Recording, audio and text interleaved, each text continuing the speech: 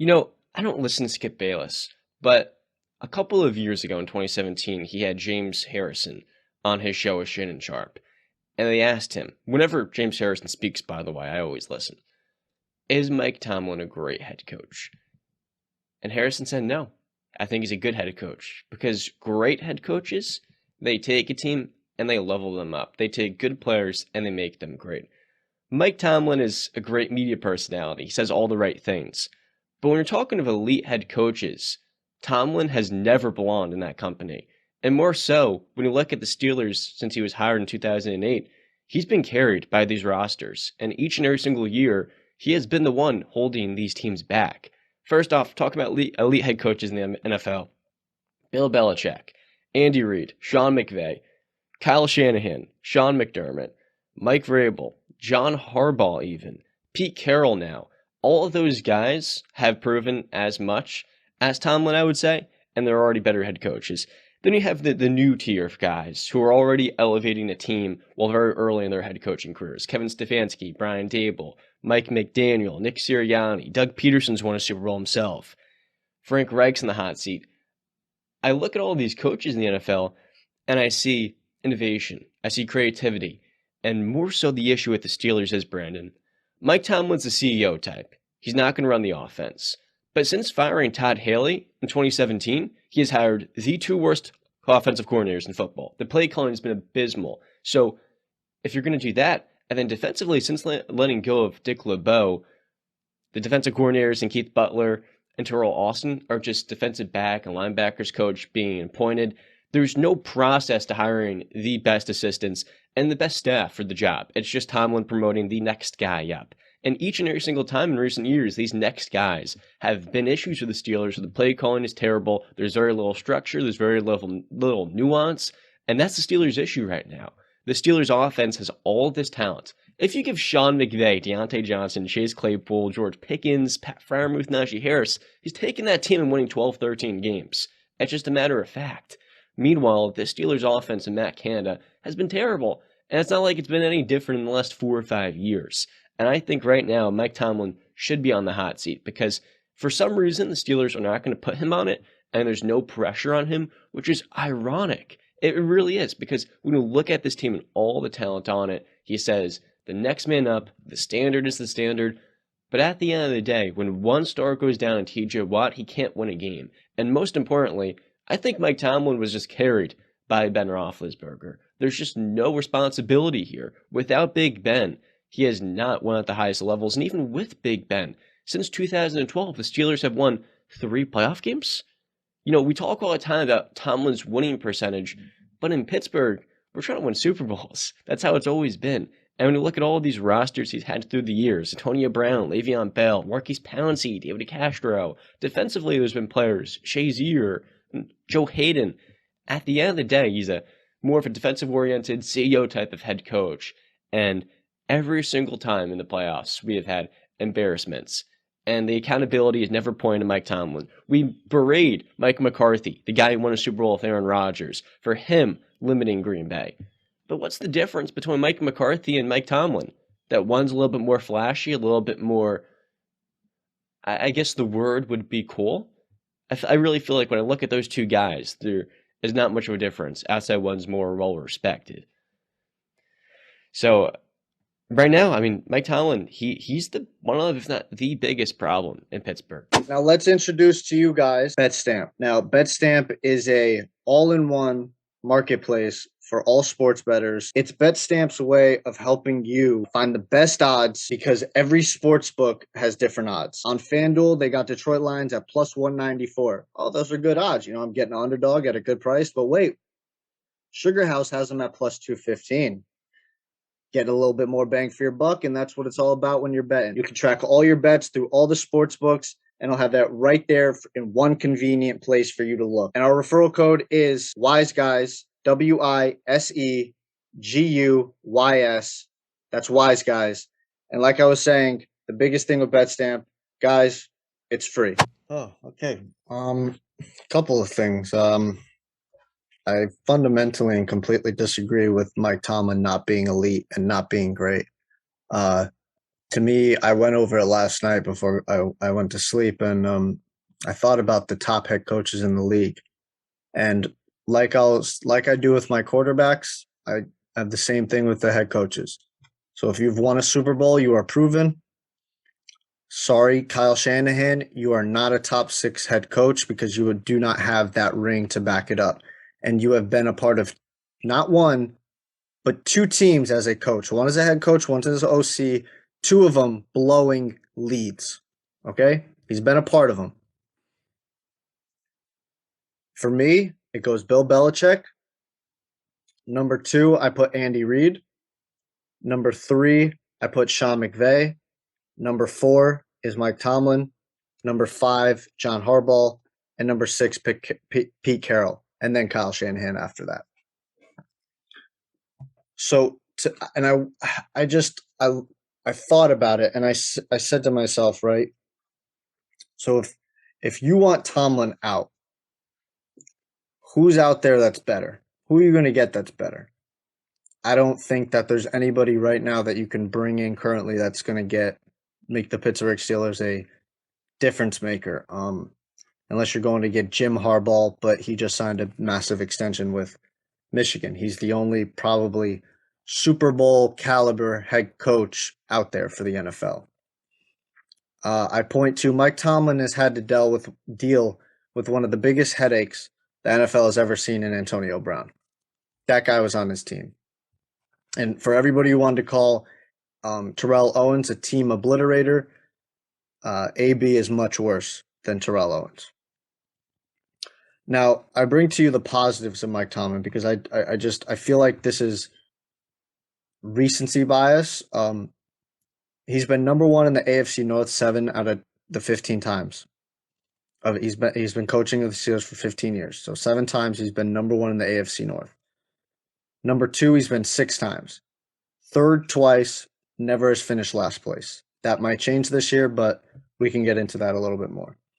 In the regular season, his career record is 155, 88, and 2. Playoffs is 8 and 9. I'll give you that. He's had 9 double-digit wins out of 15 years, 2 Super Bowls appearances, 1 win, 3 AFC Championship appearances, 15 seasons, and 0 losing seasons. Now, I will admit, if you want to bring up the Mike Tomlin as a GM is not very good, I can give you that because we see as a New England Patriots fan, Bill Belichick as a head coach is the greatest of all time and the best in the league. But as a GM, he's not very good. He hits, but he misses a lot more than he hits. So I'll give you that through the draft. They've drafted players with a lot of potential and a lot of talent. They have. Ryan Shazier, that was an unfortunate event. Devin Bush had a lot of talent, a lot of promise coming in. I think he had a great rookie season, if I'm not mistaken, but then he hasn't reached that level since. Minkah Fitzpatrick, to me, has been a very big disappointment for these Pittsburgh Steelers. He is supposed to be considered one of the best safeties in the league, if not the best free safety in the league. And I know I shouldn't compare him to Troy Polamalu because that's blasphemy, but when you put on a Pittsburgh Steelers uniform, you're an all-pro safety. I'm going to compare you to the person who was just there, and that's Troy Polamalu. We're going to do it for everybody else. Big Ben, when Tom Brady left New England, Peyton Manning, Ed Reed, Ray Lewis, name the Hall of Fame players. You get compared to your people of the past. Minkah Fitzpatrick is no Troy Polamalu. That's just a fact. He's not. And maybe I will give you the fact that we are in a league that is completely softened and the defense is basically handicapped. They play usually with one hand behind their back.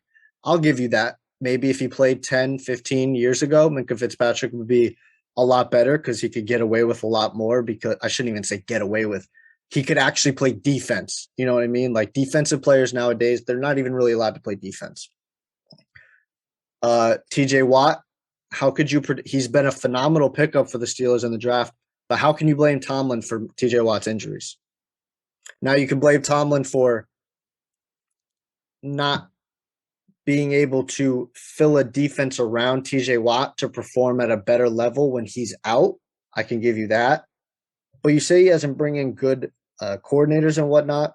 Offensively, I agree, but they did bring in Brian Flores, if I'm not mistaken. I think we both think very highly of Brian Flores. He's not a DC, but he's a defensive linebacker coach, if I'm not mistaken. Assistant.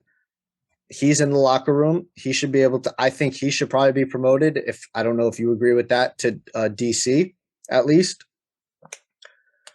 But I don't think you can blame it all on Mike Tomlin. I mean, he's got a. Last year was Big Ben's last year, right? Or am I losing track? Okay, yeah. So, and we all know that Big Ben throughout his last couple of years, even though I thought more highly of him than a lot more people, and he was putting up really good numbers, he was not the same quarterback he was 10 years ago. He really wasn't. He couldn't move the same. So he was a stationary target. He could still throw the ball well, but he was a stationary target. And what made Ben special was what? His ability to extend plays, improv. So we got, I mean, this is a guy, Mike Tomlin, who won games with freaking Mason Rudolph, John.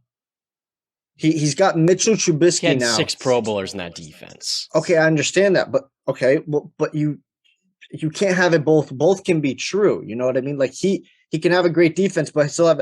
Are we going to give Bill Belichick the credit this year? He has a third string rookie quarterback, but that defense is phenomenal, right? Or are we just going to take that away from Bill? There's a difference there. Bill developed that talent. When you look at that Steelers defense, Bud Dupree and TJ Watt, it's the best edge rush duo in the NFL. Cam Hayward and Stephon Tuitt in the middle, Steven Nelson, Joe Hayden, and Minka. That was like 6 Pro Bowlers that carried that team. And the thing was, the Steelers were not elevated by Tomlin. They weren't. Well, who went out and got them, though? Kevin Colbert. Tomlin's not the true GM. He just has a say in the way the team's managed. I think he's got a lot more say. Now that Colbert retired, he does. But 3 years ago, no, he didn't. Listen, it's still that I'm not going to take away the fact that he won games with Mason Rudolph as a quarterback just because his defense was really good. Okay, and elite, I'll give it. But I mean, listen, he's got a rookie quarterback this year. We all knew this year was going to be a down year. You and the other Pittsburgh Steelers fans are probably the only people that thought that they had a chance to make the playoff, which I thought was ridiculous and a little delusional. There was no shot. You have one of the hardest divisions in football, and you're going in there with Mitchell Trubisky as your freaking quarterback. Kenny Pickett is going to take a little time, it looks like. Maybe next year will be a much better year for him. He's shown promise. Let's see what – listen, the Rooney family is not going to fire Mike Tomlin. We agree on that. Like, he's not going anywhere. He just signed an extension last year, a 3-year deal. He signed through 2024. If anything, they will let his contract run out and he will be able to walk away on his own. But they're not going to fire him. Now, I give you this, John, right? If that's the case, 2025 comes around. Mike, they do not resign him. He walks away. I'll tell you 2 things. I'm going to make a statement, and then I'm going to give you a question. I thought about this last night as well. I could name probably 15 to 20 teams if Mike Tomlin walked away today from the Steelers that would line up to sign him as a head coach. Today. Then I hand you this. If he walks away in 2024, 2025 comes around, who is out there that you're going to get that's better? Who? Name me this person. You don't let him go until or if you have that guy available. But when you look at these new head coaches, Brian Daboll, he can motivate his team the very same way, but his play calling is dynamic. And here's the thing. First off, you said I'm overreacting. Number 1, Minka this year has been absolutely phenomenal. 3 picks, pick 6. The dude has been the best player in the team. He's been very good. The issue, it's weird to me. The Steelers have all this star talent. In the draft, they've missed on a lot of picks. Devin Bush, Terrell Edmonds was fine. Najee Harris made no freaking sense. Artie Burns in 2016. But in spite of those things, they've built a very good defense. Tomlin has say in that defense, and it underperforms. It can't be TJ Watt goes down, and the entire stack of cards falls on its head. Here's the thing. When it comes to playoff wins, the Giants have more since 2011. You don't hold Mike Tomlin accountable. You don't hold him responsible. But in the playoffs, he had the quarterback. That's the most important thing. He had a Hall of Famer, and he won 3 games. 3 games the last 11 years. How is that? He lost to the Jaguars. Embarrassment at home in the playoffs. The Browns. Embarrassment. You're going to give all the credit to the other team. But how about Mike Tomlin? It's on him. It is. Every single time. The Patriots AFC Championship game in 2016, those things were terrible, and it has to, at some point, be pointed to the offense or the head coach that every single time in the last 5 years since has hired the wrong OCs, and defensively they have underachieved because they're over-reliant on star talent. They can't win without TJ Watt brand. They're 0-7. So it can't just be, oh, he had to deal with Antonio Brown. Oh, he has the resume. Ultimately, he got Bill Cowher's team. That's how it was in 2008. That's how he won a Super Bowl. He didn't build that team. This is his team. And want to know what it is? 0 playoff wins the last 5 years. The Browns have more. Many franchises have more. You look at elite head coaches, in the same time, the Patriots have 16 playoff wins. Andy Reid, 9. They had the quarterback for sure. Sean McVay, 7. And Kyle Shanahan, 9. The Steelers have 3.